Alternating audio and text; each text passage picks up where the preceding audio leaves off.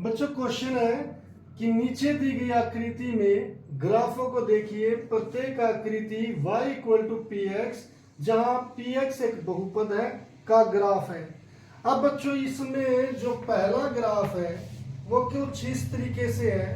ये हमारी x axis है, ये हमारी वाई एक्सिस है, और उस वाई एक्सिस पर यहां पर हमें ग्राफ दिया है बच्चों। ये हमारा ग्राफ है। तो ये अब जो फर्स्ट क्वेश्चन का पहला पार्ट है, तो इसमें बच्चों ये हमारा क्या होता है, मूल बिंदु होता है यहाँ पर, जहां पर x और y दोनों जीरो होते हैं। तो इस ग्राफ में मुझे px के शून्यकों की संख्या ज्ञात करनी है। किसके शून्यकों की? px की। अब बच्चों px का शून्य कितना क्या होगा?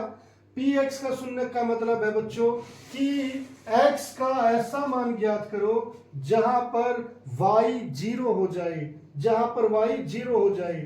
अब बच्चों y जीरो कहां पर होता है? y अगर मान लो मैं यहां पर चल रहा हूं तो y होगा 1 2 3 ऐसे, यानी कि ये जो लाइन है ये y इक्वल टू 1 की होगी, ये लाइन y इक्वल टू 2 की, ये y इक्वल टू 3 की।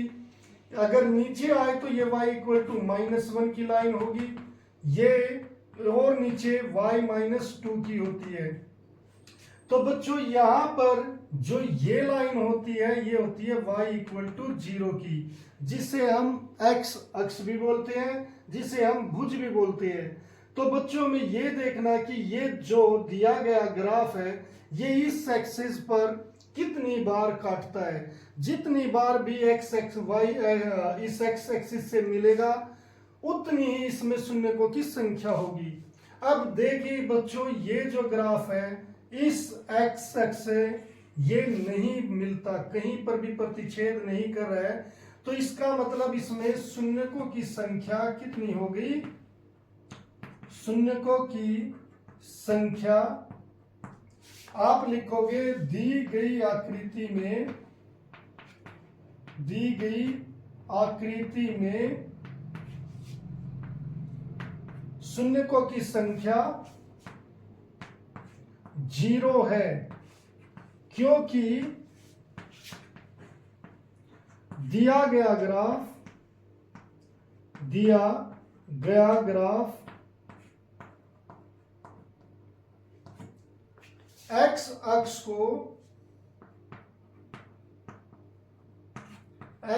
को कभी नहीं काटता,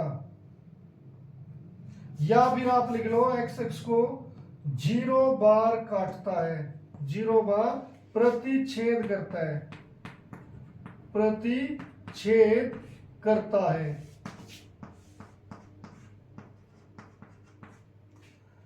तो बच्चों इसमें हमें इसलिए शून्यकों की संख्या कितनी मिली? 0। अब जैसे बच्चों इसका जो सेकंड क्वेश्चन है,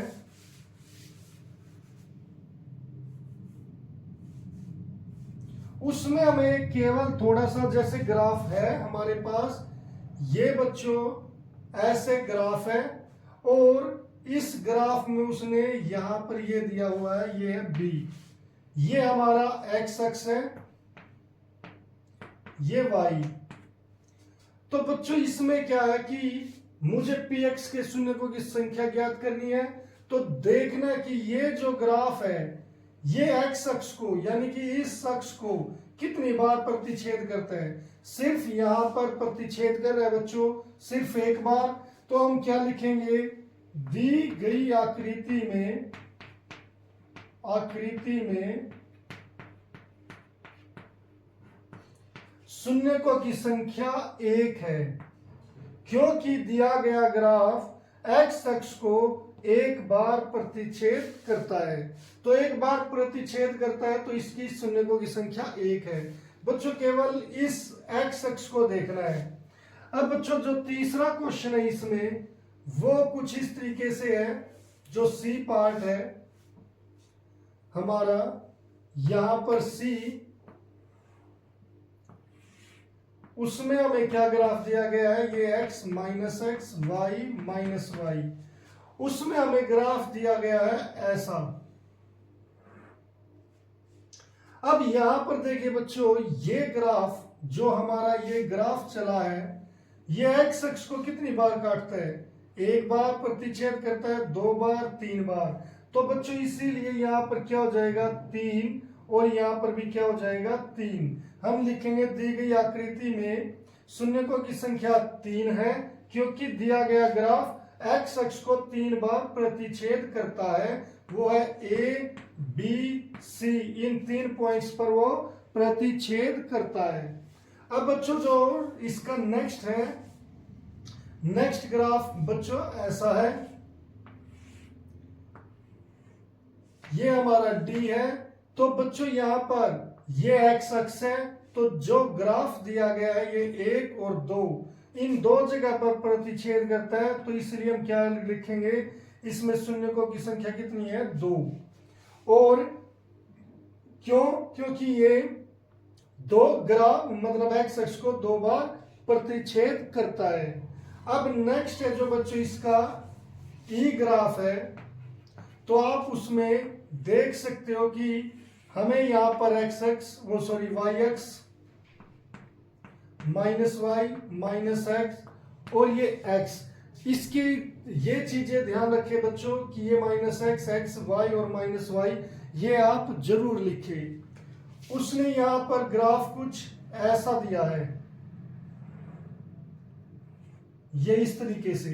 अब बच्चों यहां पर जो एक्स अक्ष को प्रतिच्छेद कर रहा है वो यहां पर 1 2 3 4, तो 4 जगह प्रतिच्छेद करता है। तो बच्चों ये क्या हो जाएगा 4 और यहां पर भी क्या आ जाएगा 4। और जो इसका लास्ट क्वेश्चन है बच्चों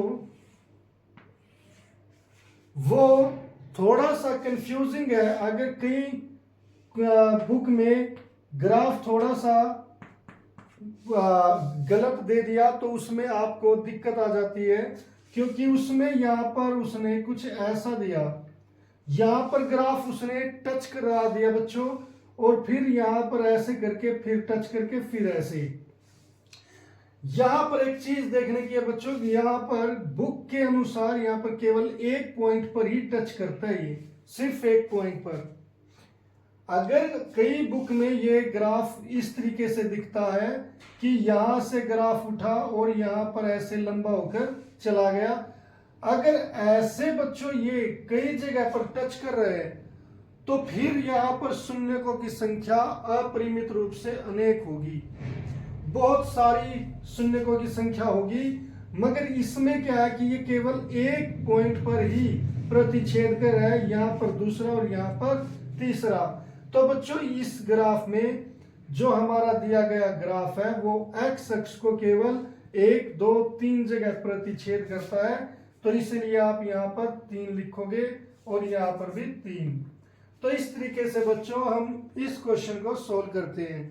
अगर बच्चों यहाँ पर इसकी जगह होता y और यहाँ पर होता x और यहाँ पर भी y होता, तो बच्चों सिनेरियो ही बदल गया था, सब कुछ बदल जाता। फिर हम क्या देखते हैं कि y का ऐसा मान जिस पर x 0 हो जाए, तो बच्चों x 0 की लाइन ये होती है।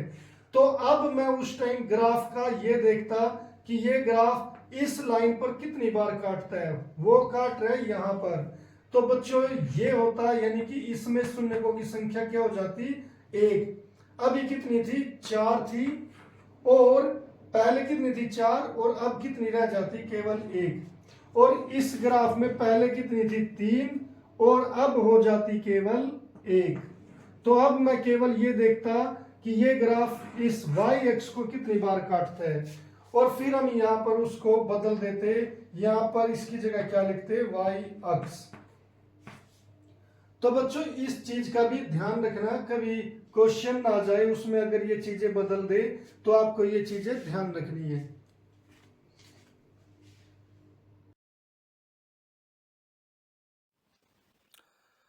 उम्मीद है बच्चों ये लेक्चर आपको पसंद आया होगा, और अगर आपको ये लेक्चर पसंद आया है तो इसे लाइक और शेयर जरूर करें और चैनल को सब्सक्राइब करना ना भूलें। तो मिलते हैं फिर नेक्स्ट लेक्चर में, तब तक के लिए bye, have a nice day.